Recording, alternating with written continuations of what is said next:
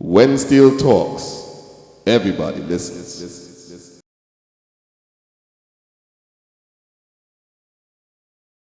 When Steel Talks is very pleased to have at the Basement Studios today Mr. Ellie Mannette, your celebrated pioneer, Steelpan tuner manufacturer. It's really good to have you here. Welcome to When Steel Talks. Your work has revolutionized and popularized the Steelpan as an instrument, and over the years you've been affiliated with many educational institutions and private initiatives as well. You've been in North America for about 35, 36 years now. Tell us a bit about yourself, a brief history as to how you began in Trinidad, how you got to New York, why to North America. Okay. I came into, well, of course, a young lady, my name is Ellie Mannette. I came into the United States in 1961 first. I spent 2 years in the South. And then I went back home, and I came back again in 1967. I came into Kennedy Airport. I was brought in by this guy, Andy Norell's father. Everybody probably know the guy, Andy Norell. He's the guy, his father brought me here to this country to do an inner city program in New York City. It was under the auspices of the Grace Line Shipping Line, the public relation of the Grace Line Shipping Line. They brought me to New York City to work with the ghetto program, the inner city group like Harlem and Bronx and Bedford-Stuyvesant, you know. And I started there working in Queens, in Whitestone, Queens, from in 1967, and I stayed with Murray there for 2 or 3 years, and I branched off on my own. Then I live in Jamaica, Queens, and I started working now from the inner city groups. I began to work with the public school, PS 63 and PS 41, and I cannot bring all of them to me right now. And gradually we begin to get in. How I got into the college program is I was working with in a city group they call the Blind Community that was in Flushing. And I developed a little program with that community center, and we played very well around Central Park and different places. And the mayor, I think at the time, Mayor Lindsay, I think it was, I think it was Mayor Lindsay, he asked us to play at Queens College with the inner city group, the Blind Community, play at Queens College to let the city education hear what the steel band program is all about. So we went to Queens College and performed an evening, after a late evening. And there was a lot of music educators from around New York City was there, attended the program. And after we played, they realized that this is a viable program for the education. And shortly after that, I got in contact with a gentleman by the name of Jimmy Layden from high school, because he heard about this little demonstration that I did, and Jimmy Layden introduced me, took me to Horace Greeley's high school, that's another school in New York area, and I worked with him for a few years, and he began to educate me as to what really I should look for in the musical criteria of what I was trying to do. I was building drums, but I never used electronic machines, and more or less tuning by ear, you know? And he said to me, you have to tune with electronics. And he educated me to electronics and harmonic relation that I really didn't know about, because this gentleman is a very, very great, he's a great musician. He arranged for Tommy Dorsey and for Glenn Miller and all those kind of people, so he was a top musician. And he has educated me very well and got me to the school system. And he took me to the Music Educators National Conference in the Poconos. And it even expanded the program even more now, because I started at Queens College small. And when Jimmy Layden took me to the National Music Educators National Conference, all the music educators from around the United States, a lot of them attended that program, and saw me on stage demonstrating with the Horace Greeley High School. And of course, from the time that happened, I started getting the call on the telephone. Ellie Mannette, I saw you at the music convention, and I would like to get some drums for my program. And from then, from one to the other, and one to the other, and it expanded. That is exactly how it got going, you know, and I had my foot into the door from that convention, and it went on up to this present day, expand more and more. Of course, there are other people that have been doing similar work, Kim Loy Wong, Cliff Alexis, but not in the school system as I was doing at the time, but they have been doing significant work into the area. Rudy King, and I could call several names that has done a lot of work. How long have you been? How long have you been at the West Virginia University, Morgantown? I traveled for many years after that convention in New York, I traveled considerably across the country working for the education department that has heard me at that convention and from one state to the other. And I was doing a workshop at University of North Carolina. And the professor from West Virginia University attended my workshop. And he came to me and said, Mr. Mannette, I heard you for 5 days here on this campus. I would like you to build some drums for me for West Virginia University. So I said, okay, well, and I built the drums for West Virginia University in 1991, I think it was, 1990, one of those, something like 91. And I was living in Phoenix, Arizona at the time because I lived around the country working in different areas. I live in Georgia, I live in South Carolina, I live in the Northwest, I live in Phoenix, Arizona, of course I live in New York most of the time. I live in Montana, different places that I work where I can get a whole bunch of young people who's interested, I will work in that area. So I really was spreading the art form across the country. And I was living in Phoenix at the time, working for several of the groups here in the colleges in Arizona. And I built the drums in Phoenix and I brought them to WVU, West Virginia University, and I delivered them in 1991. And I did this young man was in class at the time in college. He was a major, a sophomore, a junior, I don't know what. And I did a demonstration for the university students on 91.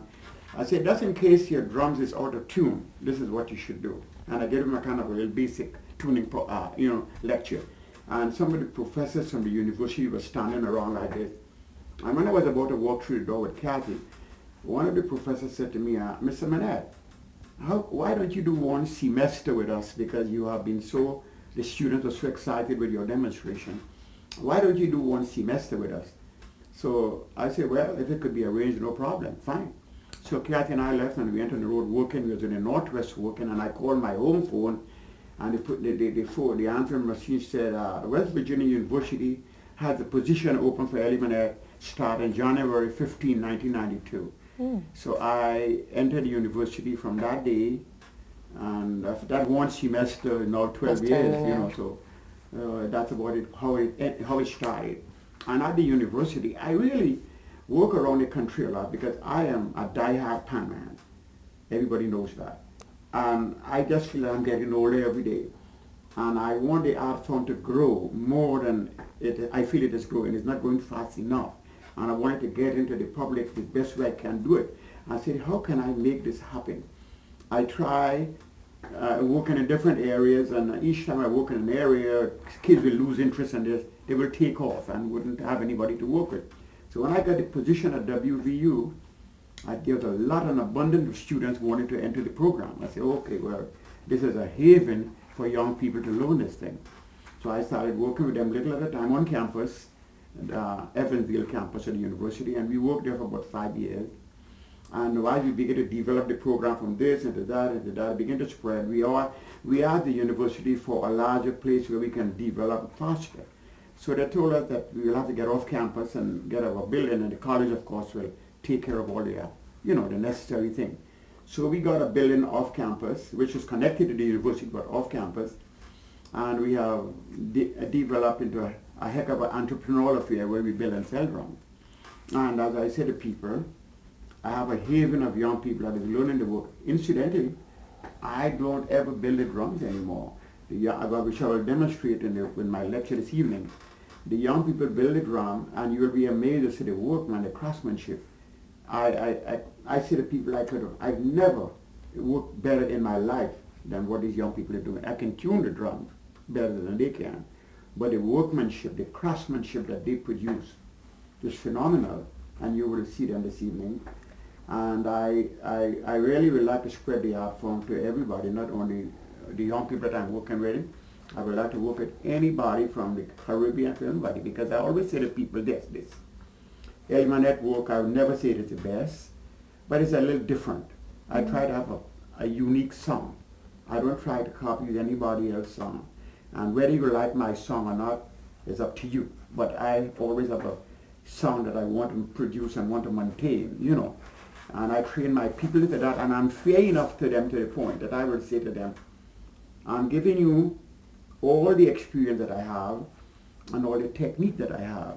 And this is my way of doing it, but if in the future you feel that my work is not what you want really for the future of this art form. You change and do whatever you want to change. But I'm giving you a basic as to what my work is all about. So the young people, they can tell you, the young people have the option, well, okay, Ellie has given me this, but I don't really care for that, I want to do this. But so I give them that option, and I'm fair to them. And I always say to everybody, they can change the design of the instrument that I have created, which I have proven, and you know that. They can change the design for the better, not for the heck of changing it. Some people move notes around. For what reason did you move it around? Did you make a better instrument? No, you didn't. So why did you move the note to confuse the instrument? You understand?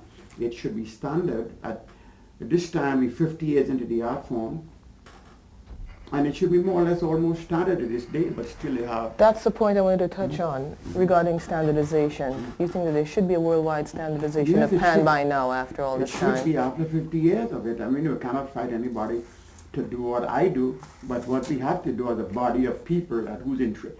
Ellie Mannette is not in for him pushing. Of course, I got a lot of national credit because I work hard, but I am for the art form. I'm not for the personal gain. I am for the art form. I want the art form to move ahead in any way possible. And I would like hopefully to sit in a symposium with all the steel band tuners there is and say, let's get down to the basic and forget personality. You know, let's forget our personal ego and let's do what is best for the steel band. You know? Okay, you mentioned steel band tuners. Do you see any tuners young and upcoming, say under the age of 45 of note at this point? Well, I really don't know the young people anymore in Trinidad. I know for the older guys, you know, Lincoln, Bertie, and I think Lincoln's relatively young, I don't know. Since I left Trinidad 36 years ago, a bunch of guys springed up from nowhere, you know, and I don't really know them. So your thoughts on people like maybe like Guppy Brown, Yeah, Virg Guppy Brown's a great Kelman, tuner. Leo And Coker? I think there's another good one they call Mapo. Who again? I think Guppy Brown especially and Mapo, the drums that I have been seeing, especially high notes. Especially the high lines, they are pretty good up there. I'm not kidding you about that one. They're really good up there.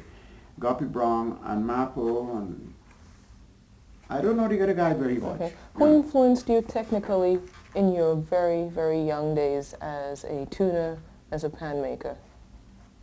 Say that again? Who influenced you technically as a tuner and as a pan maker in your very young days? Well, I had some, of course I was a great tuner builder from very young, but there was one guy called Alan was his name?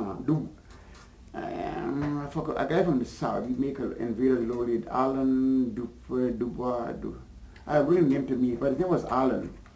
That was one guy. And Bertie Marshall. Bertie Marshall influenced me a lot with his high points, you know. Very early, Bertie Marshall. Tony Williams, you know, his consistency. So those are three guys that in the tuning of the big pan, of course, before that, influenced by Spree Simon and those kind of people, you understand? And a lot of those names I could call. But the influence, Tony Williams had a unique song. And Bertie Marshall with his double tenors, he has screaming high points. And Alan had a very unique and good, nice way of building that Invaders low lead, you know, the one F sharp. So those three people, of course, Rudolph Charles came later with a different invention. But those three people especially, I take a lot of, I got ideas that we hardly say sit and copy each other, but you listen to what they do and try to do the same, you know. But those three people especially. Okay, some of your early influences especially were classical music. Classical music? So... You mean from the steel band man? No, people like Chopin and Beethoven. That's some of your classical experience and that influenced you. My favorite. So who are the people, as far as musical icons now, really molded you into Ellie? Who did you prefer to listen to at that point, from a musician's point of view? I really, my preference was Chopin. I guess his arpeggios and his up to this present day, how all the things that I do on my drums, I like to have a progressive chord pattern of Chopin. I always like his music. And I like this guy they call Rubinstein. I like his very melodious Rubinstein. And of course the great masters, I never really followed too much of Beethoven of Bach, and Bach had some influence on me too. It was Bach, Rubinstein, and Chopin. Those are my three main people. What other instruments did you play around the time you started playing You mean pan? conventional instrument? Any type? I went long ago, I fooled around with the piano very little. Yeah, the piano. Especially when I was working in the Navy, I had a lot of access to the piano in the band room, so I fooled with it a lot, but never learned the score sheet, just trying to pick the notes of the piano. Yeah, that's about it, nothing else. What do you think, in your estimation, is missing from the pan instrument today, in terms of, for instance, better tuning facilities, any other aspects? What is missing today? What is missing today, I think, is science. Because we pan tuners know a lot. We have different ways of approaching the work. We have different ways of doing it. Everybody have their own quality of sound. And nobody can criticize the other one. But we lack science because we still fumble in the dark. And no tuner cannot tell you differently. We fumble in the dark sometimes. When I say fumble, you can tune a drum very easy at one time. And you do all the work possibly on the second drum. When you begin to tune it, it will not respond. And you say, why? You did everything right this time, and you did everything right the second time, but the second time it wouldn't respond. You understand? So there should be some reason for that. And science has to come in, and technology say, well, what I think, you didn't heat the drum right, your hammer work wasn't right, you too much this or too much that, or whatever. So we'll talk about some of these things in my lecture this evening. But I think science is very important today. And one of the major things I think, which I might have a little advantage of to the other tuners, is the environment which I work. I go to Trinidad and I look at the environment of the pan tuners still struggling in a backyard with no proper conveniences. You understand? And I said to myself, this is 50 years the government I said it loudly in Trinidad too. I wouldn't hesitate to say, we don't support the pan enough in the island of Trinidad as a government body. We don't support the pan adequately, financially and scientifically, and every other way you could imagine. You don't support the pan. They'll enjoy it for carnival, and for pan jazz, and for panorama, and for whatever. And then they turn their back on the aftermath. I said that in Trinidad, and I'll say it here again. We have to support the pan some more to get these boys elevated from in a little backyard with nothing adequate for the work, and struggling to do the job. You understand? And now I work at a university, and we have science is involved, and the technology is coming in, and a proper building. You walk into the front of the building and you never know that steel is being built there. See, all the students will sit around computers and printing machine and copying this and that, and a big warehouse, and everybody in the separate rooms tuning.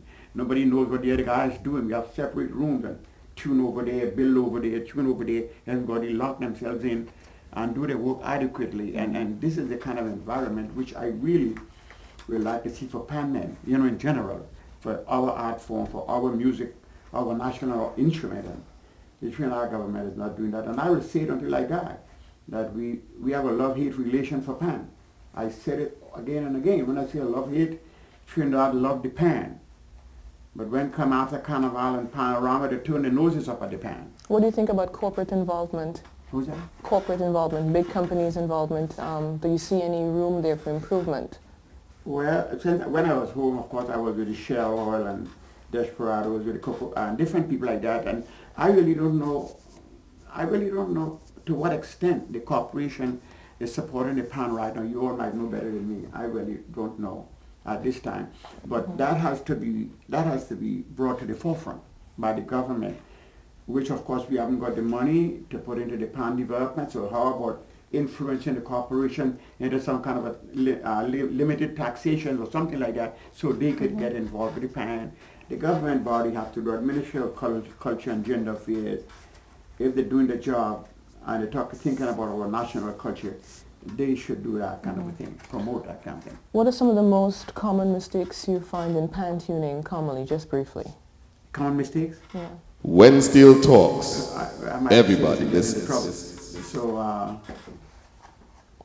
I think if you see me work, I have to work in front of a college audience. So I will sit everybody around in a classroom. I will put the computers in front of everybody.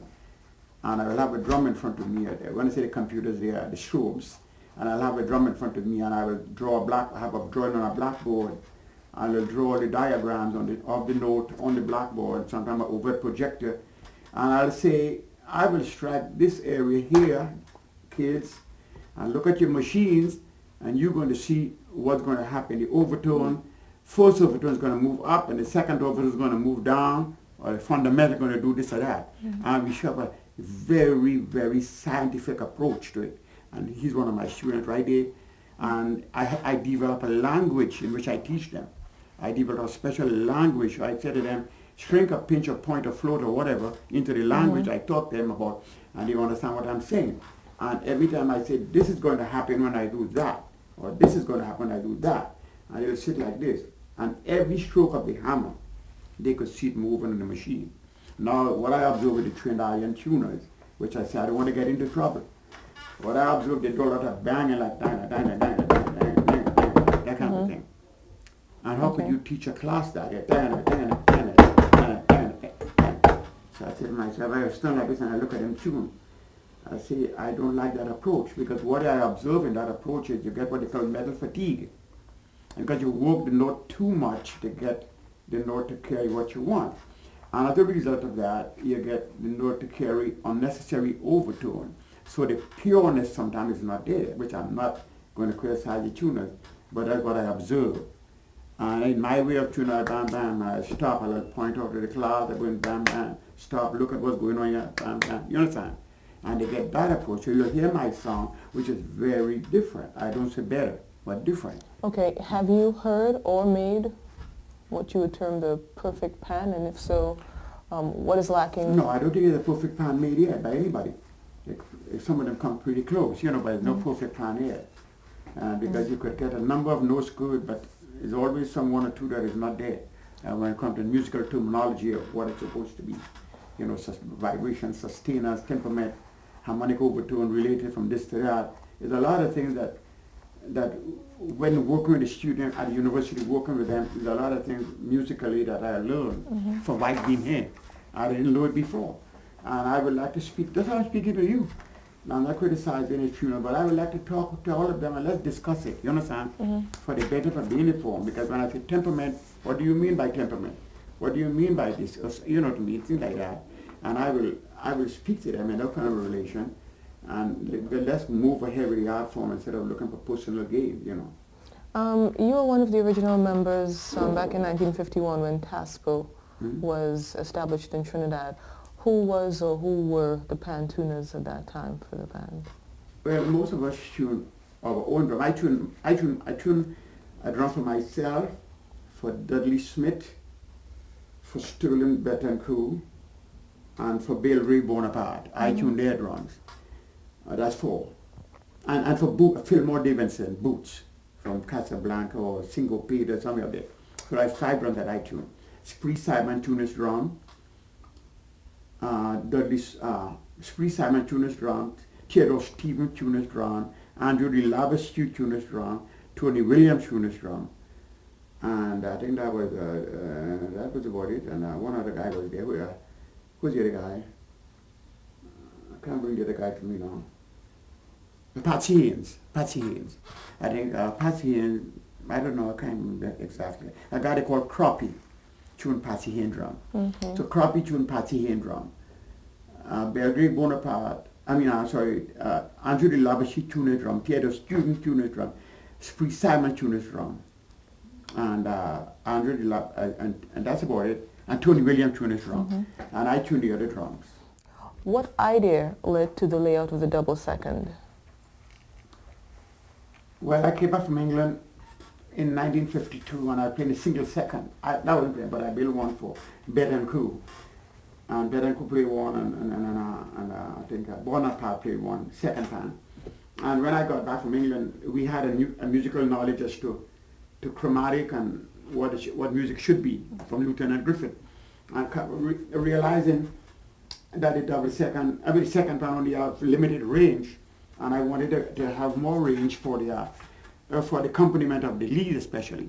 So I said, okay, I'm going to build 2 drums instead of 1. In 1952, anybody people might say, oh no, Ellie Mannette didn't build a second panel. I say, okay, if you didn't build it, who built it then? You understand? People always criticize you for what you have done because they always feel it's somebody else.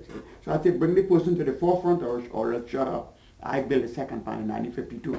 And what I did is, I didn't really know. I said, okay, I'm going to start from low E. I put E and F and G, F sharp and G sharp, you know, like that, left, right, left, right, left, right. And by putting it, it ultimately become whole tone and augmented. And I really didn't think about doing that. I said E, F, F sharp, G, G sharp, A, B flat, B. And that's how I lay out the drum. And ultimately somebody come and said to me, you have whole tone and you have augmented. I said, what are you talking about? You know, because I really didn't know what that was, you know. So okay, that's about how I designed the second band, to get a wider range for the accompaniment of the lead band. What do you think of Panyard's new synchronized double second and their solid hoop pans? Synchronized, you mean placement of notes how they are? I don't think it might have any benefits to it, to the instrument. If you can show me a synchronized drum that sounds better than what we have, I'll say, well, because there's no terminology in the musical arena for synchronize as an instrument. You have augment, you have fourths and fifths, you have majors and minors, you have diminish, and you have whole tone, and you have, as I mentioned, augmented, all of the musical terminology. Synchronization is no musical terminology, so you could put E, F, F, G in different positions. And I would say that confuses. I'm not saying it shouldn't be done, but if I say it has to be done, it has to be done and prove better to what we have today, and then I'll go for it. It sounds to you as if the double second seems to be, quote unquote, the ultimate pan. So in that case, the tenor is still in use. Any thoughts as to comparisons as to, since the wide range afforded by the double second is there, why still the tenor? Although the second pan is the ultimate drum, you have to use the leads because the color of tone. You might hit an E note on the second pan, whatever range E, and hit a lead on the soprano pan, the tenor pan. You got two different color of tone. Due to the fact that the high ranges on the lead pan, you'll get a piercing song on that high E. You're also going to get a piercing song on the second pan, but you carry low notes, overtones with that note. You understand what I'm saying? You hit that E on the second pan, but you get it sustaining notes playing with that note. So you get one color. And you hit an E on the lead, you get a different color because you have higher notes coming with that note. So you should have the lead still. Although the second pan is the ideal instrument, but you have to use that lead. Yeah. Do you listen or do you have an opportunity to look at Trinidad and Tobago's panorama yearly? If so, any ranges? Panorama yearly? No, panorama in Trinidad, Well, do you get a chance? I get tapes from it all the time. Any ranges of preference? Any bands? JIT. I really don't know the name, but I listen to they send me a lot of tapes of those different arrangers, and they're wild. You know, Booksy, of course, JIT Samaru, Brad. I can't remember the name right now. I can't commit myself. And the bands? Any bands that stick out for you? I think I like Renegades and Despots, those two. Renegades, the Despots. What do you regret most about the pan movement in general, if anything? The pan movement? Yeah. What I think about it? Even the Trinidad here. Well, Sauce Trinidad, still struggling there, still struggling here. The art form is growing like wildfire. We got good or bad, do this growing. That is good for the art form. I have just been back to Paris. The young man and I, we went to promote a dual lecture as a special guest in France, talking about the steel drum in Europe. And we had there, he and I was there, we had bands from Germany, from Switzerland, from Norway, from Poland, from Denmark, from, I can't tell you, Finland, from everywhere into that symposium in France. And I was the special guest, and they called me out to speak about the art form, and I came out and I spoke about where we're going with the steel band and where I expect it to go in the future. And I told them what I heard candidly right there on stage. I said to them, you're doing a wonderful job in France, but the instrument that I'm listening to you here tonight is not what I expect to hear in the future. I don't want to be absurd about it, but this is the fact, because Armin Earl is going to play for you here tonight, and you'll hear the difference of his instrument to what you have here in France. But why I'm saying this candidly is, I don't want you to go away with the feeling and the impression in your mind that this is what it's supposed to be. And if you have the betterment for the art form in your mind, you should say candidly if it's good or bad to anyone. It mightn't be well accepted by some people, but however, you have to say the facts as they are. And I told them that the instrument is fine at this time, but I don't want you to settle for this. You have to move ahead with the art form. And in the near future, I'm hoping to come back to Paris to maybe bring a team of people to do some work and let you guys see where we are today in the United States. And I want to speak to our people here today, this afternoon, concerning the art form and where I expect it to go, because I don't want Trinidadians to be left behind in the steel band. On the topic of Trinidad, do you think, as you said, Trinidad, do you think that the rest of the world, by and large, has caught up with pan playing, per se? When it comes to Trinidad, nobody could play the drums like us. We are there, everybody's down here. When it comes to playing of the steel band, no one can play it. But I'm looking at a lot of positive things in this. When steel talks, that is everybody listens. That is not taking hold in Trinidad yet. And as I said to you, I don't want to be left behind as a pan man from Trinidad. Ellie Mannette lived in the United States for 30 years. Hey, I'm a Trinidadian. I'm a born, die-hard Trinidadian. I don't ever turn my back on my people. The facts are, I don't socialize a lot, but I'm out of time. We are on the road, college to college, high school to high school, academies to academies all year. And sometimes I hardly have time to come around. What kept you away from New York so long then? New York City as a... Well, I haven't got very many programs in New York, except the West Indian. I haven't got any programs in New York City at all when it comes to a college program. I did one recently, New York University. I did, not too long ago, I did New York University program. And then we have very few people, and the boys in Trinidad really, they buy a lot of drums from Trinidad and bring them out. I don't know how to get the drums done. But however, I hardly do work for the boys in New York anymore, because not to say I don't want to, it's because I'm not around. If it comes to the point that I have to, I have a team that can do the work. There's no maybes about that. And for that matter, I want to talk to them. Who tuned the drum right now? I don't know. How did they get the drums tuned in the area? Because I have an abundance of tuners as good as myself or better today. And I could come into Brooklyn with 10 people tomorrow and tune every drum in New York City. Any advice to the New York Pan community? Any advice to the New York Pan community at large? Any advice? Any advice for them? I want them to look at something very positively. Always critique your instrument. Don't settle for what you get. You are a musician.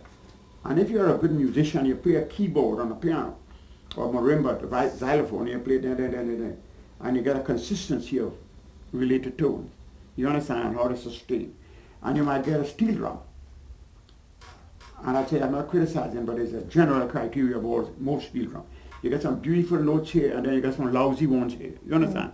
And I want us to look at it positively. Hey, for us to get into the symphony of the world and the orchestras of the world and to get ourselves among the conventional instrument, we have to have a fairly well-balanced instrument. You understand? So a conductor could conduct, and when you begin to play, he don't want to turn and look at you and say, what kind of, lousiness is this going on here? Well, let us be fair with each other and let us look at it positively.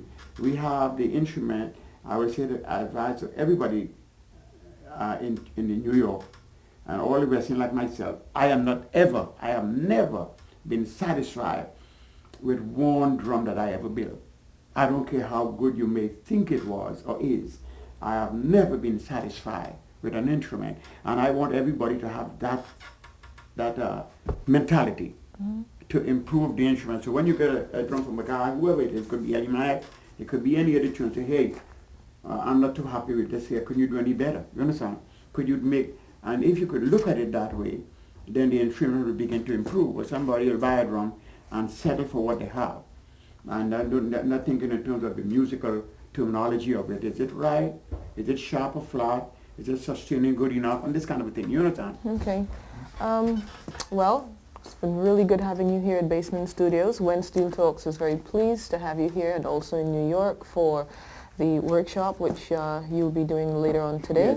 Yes. And we thank you very much. It's a pleasure to be here. Wish you nothing but the best, and we will speak again. Thank you very much, Mr. Mannette.